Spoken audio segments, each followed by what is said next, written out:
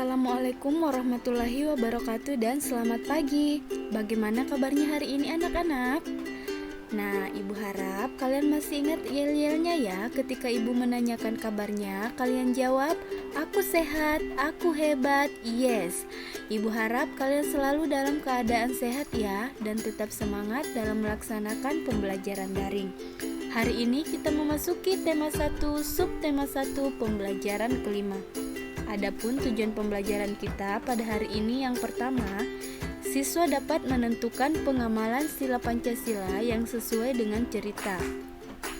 Yang kedua, siswa dapat menceritakan pengalaman menerapkan sila ketiga Pancasila di rumah dengan bahasa yang santun.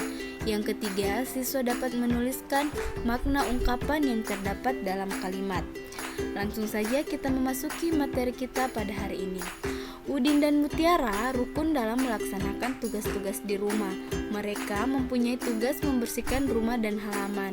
Bagaimana agar tugas itu dapat diselesaikan dengan baik? Untuk mengetahui jawabannya, silakan kalian baca teks berikut, bacalah dengan seksama dan pahami apa maksud dari teks bacaan tersebut.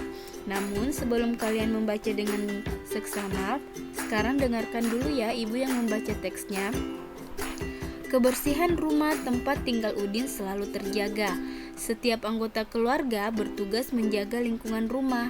Udin dan Mutiara bertugas menjaga keindahan halaman rumah. Mereka melaksanakan tugas dengan cara bekerja sama. Udin menyiram tanaman, Mutiara menyapu halaman. Halaman rumah selalu indah dan rapi. Ayah dan ibu senang karena anak-anaknya cepat kaki ringan tangan. Nah, setelah kalian mendengarkan ibu membacakan teksnya, kalian silahkan ulangi dan baca baik-baik, kemudian pahami isi bacaan tersebut. Karena setelah kalian membaca teks ini, akan ada jawaban yang akan kita diskusikan dan kita jawab bersama-sama pertanyaannya berdasarkan teks bacaan yang sudah kita baca. Silahkan dibaca ya anak-anak. Baiklah, anak-anakku sudah membaca teks bacaan tadi. Sekarang kita diskusikan bersama-sama pertanyaan-pertanyaan berikut ini. Nah, pertanyaan berikut ini jawabannya terdapat dalam teks bacaan yang sudah kita baca ya. Coba kita lihat pertanyaan nomor 1. Mengapa halaman rumah Udin selalu indah dan rapi? Ada yang tahu jawabannya? Ya, jawabannya karena setiap anggota keluarga bertugas menjaga lingkungan rumah. Pertanyaan yang kedua, apakah akibatnya bila Udin dan Mutiara tidak bekerja sama? Kira-kira akibatnya apa ya anak-anak? Nah, tentu jawabannya rumah tidak akan indah dan rapi. Pertanyaan yang ketiga, apakah sikap Udin dan Mutiara menunjukkan pengamalan sila Pancasila? Ia menunjukkan pengamalan sila Pancasila. Pertanyaan yang keempat, sila keberapa? Jawabannya sila ketiga Pancasila. Yang kelima, jelaskan alasannya. Nah, alasannya karena percakapan tersebut berisi tentang persatuan. Kira-kira di manakah letak persatuan dalam percakapan tadi? Maaf ya, bukan percakapan ya anak-anak, tetapi teks bacaan. Di mana kira-kira letak persatuannya? Ya, persatuannya terletak saat mereka selalu kompak dalam bekerja sama menjaga lingkungan rumah mereka agar terlihat indah dan rapi. Mereka selalu bekerja sama untuk membersihkan rumah mereka. Pertanyaan yang keenam, menurut pendapatmu, apakah Udin dan Mutiara mengamalkan sila ketiga Pancasila? Jelaskan alasannya. Iya, karena Udin dan Mutiara menjaga persatuan dengan saling bekerja sama. Pertanyaan nomor 7, tuliskan pengalamanmu di rumah dalam menerapkan sila ketiga Pancasila. Nah, yang ketujuh ini tentu jawaban dari anak-anakku berbeda-beda ya, karena mereka memiliki pengalaman sendiri. Kalian memiliki pengalaman kalian sendiri di rumah dengan orang tua atau saudara kalian di rumah. Sebagai contoh, di sini jawabannya, setiap hari Minggu saya, kakak, ibu, dan ayah selalu bekerja bakti membersihkan rumah. Nah, kalian bisa menambahkan lebih kalimatnya agar lebih rinci lagi kalimatnya yang menunjukkan pengalaman kalian dalam menerapkan sila ketiga Pancasila di rumah. Nomor 8, apakah makna dari ungkapan cepat kaki ringan tangan?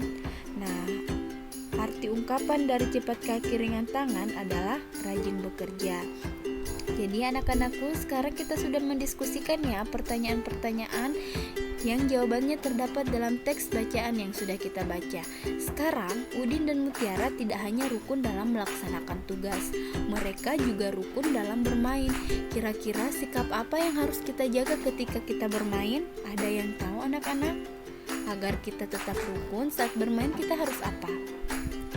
Nah, kita bahas sama-sama ya. Agar terjaga kerukunan dalam bermain, yang pertama kita harus memiliki sikap baik dan sopan. Yang kedua, kita tidak boleh bermain curang ketika bermain bersama teman. Kita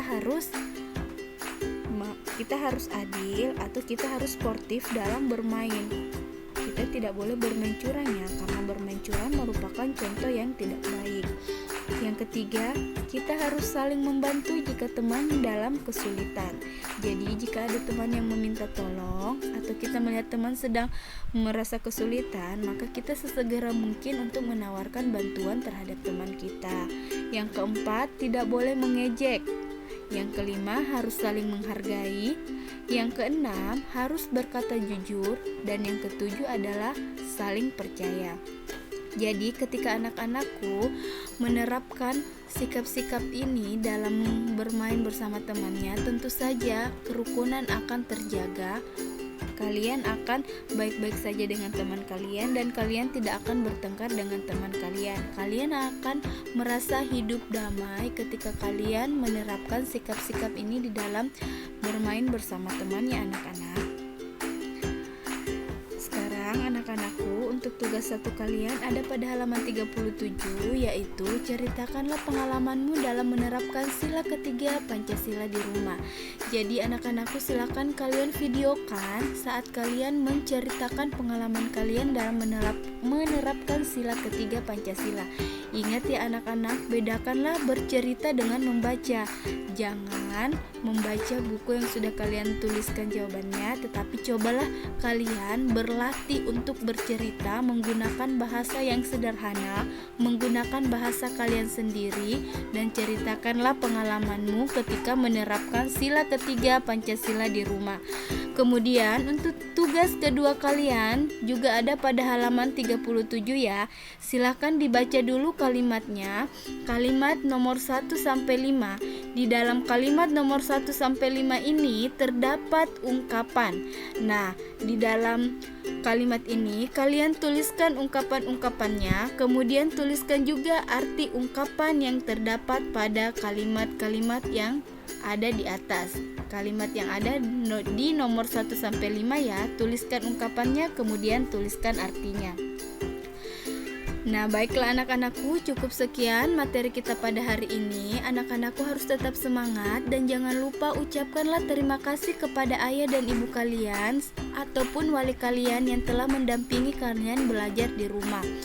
Sekian dan terima kasih. Assalamualaikum warahmatullahi wabarakatuh.